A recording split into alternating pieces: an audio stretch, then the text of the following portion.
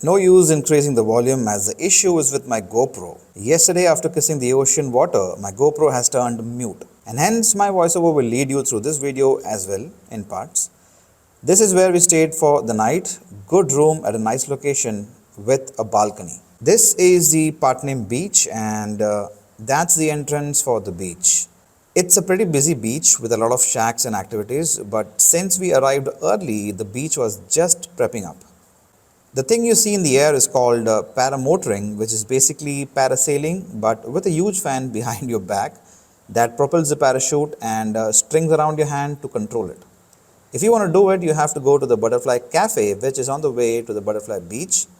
We just crossed this rocky area on the beach, which divides Patnam Beach and Rajbagh Beach. On that side, we have the Patnam Beach, and here we have the Rajbagh Beach, which is pretty much empty. It is known for its foot massages, but since we were very early here, we couldn't find any massager. Over here, you have a huge property by Lalit, and the beach pretty much seems like a private beach, but it's not. And here is the end of the beach, and we have to cross this river to go to the Talpona beach and continue our walk. First time logging from the phone because my GoPro is, as I said, is a little damaged, and it's very hard to record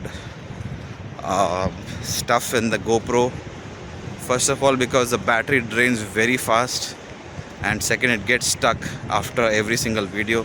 So you have to stop it, open the camera, remove the battery and stuff like that. So that's why today, as it is the last day, the footage will be very less. Good thing for you because the videos will be short. Beach, river. That's the Talpona river. Since it's a little low tide, the waves of the river are a little fierce. Swimming is definitely not a good option. So there is the jetty. If we get a boat from here, best day. Jellyfish.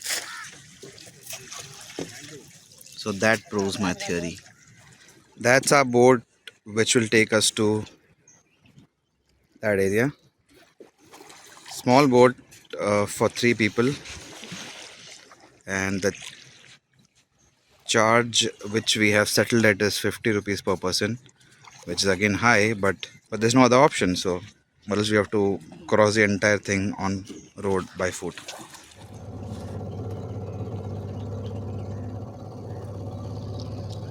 That's where we were, and this is where we have reached. After you get down the jetty, you just have to walk straight, and that directly leads you to the Talpona beach.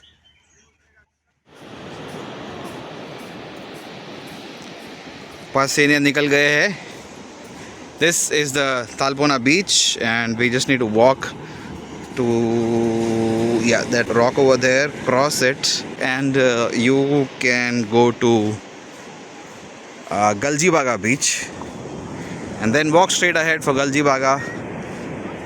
Then again there's a river. For that we need to go around by road and get to the other 2 beaches, Zandrem and Tulivio. We had a quick breakfast at a small shack in Talpona Beach. The first thing I noticed is a drastic change in the food menu here. Continental food options are very less, and it's more towards Indian dishes. Moreover, power outages are very common here. Talpona Beach is a nice quiet beach and was almost empty. For most part, it was only the 3 of us walking on the beach. This is the Talpona Beach, and then you have to cross a rocky patch to reach the Galgibaga beach, which is on the other side. So this sort of hill is a divider of Talpona and Galgibaga beach. I'm really amazed by these cuts on the rocks made by water, I believe. It's fascinating to see such a thing, and that makes me wonder, how does this really happen?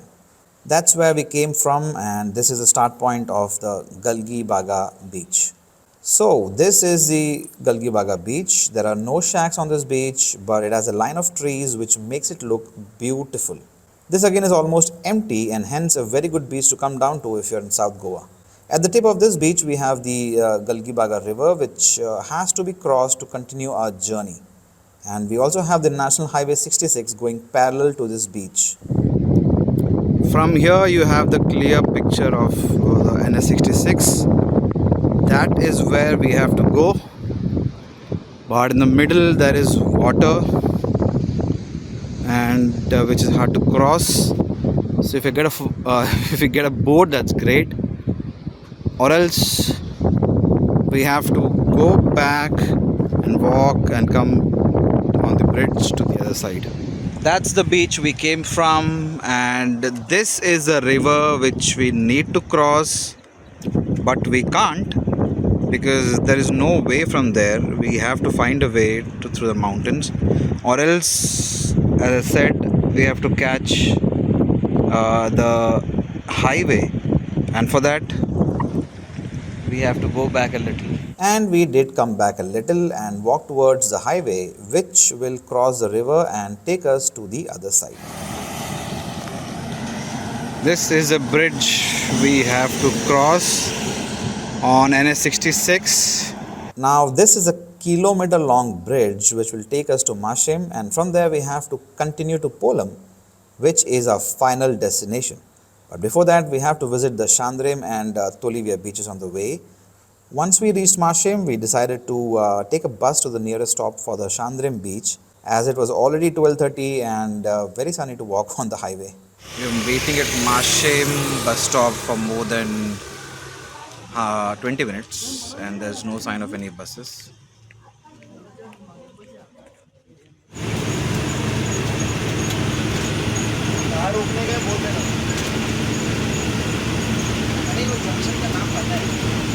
After taking the bus, we have reached a restaurant called Fishland. We'll have a break over here and after that go to Shandrem. This is the busiest I've seen a hotel or restaurant in the entire Goa. This is only one section. There's another section that also is full.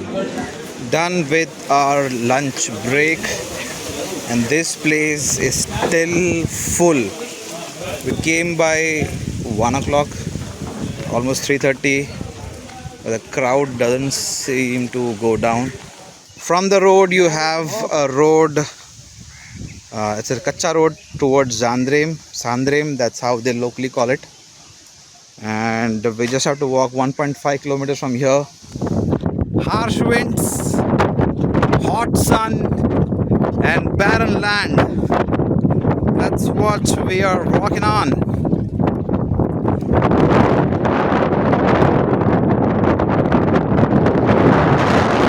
The main entrance to the Sandrem beach is through a private property. This is the fence of that property and the gates are locked, so we can't go from there directly. So we're just walking parallel to a point where this ends, or where there's a point we can jump into the property and then walk ahead. क्या हम फिर अटक गए हैं? Hard to believe, but we just came from there. We traversed through a proper jungle, made a way when there was no way, and now we are this open space which we feel takes us to either Tolivia beach or the Sandrem beach. Need to explore a little more.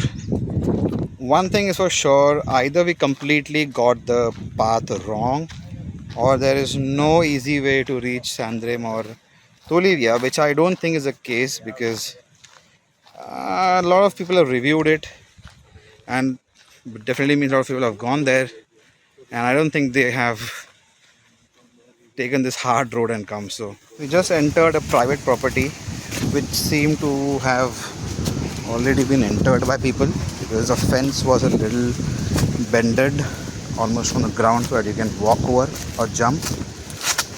From there we could see a proper defined path of steps which we are getting down.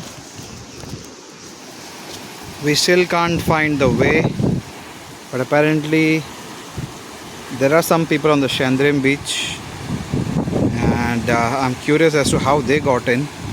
I can't see a boat too, so there's a proper way from there which we missed. That's as far as we are reaching. There's no way, the tides are very high, there's no way to get down on the rocks and go there or there. So probably might sit sometime over here and go back to the last beach of Goa, Polem.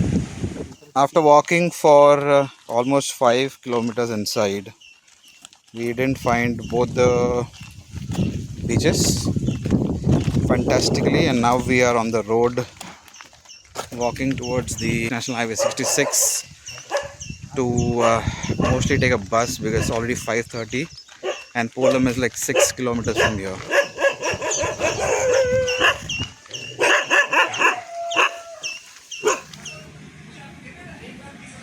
Waiting at the bus stop to get a bus towards Polem. No sign of any bus.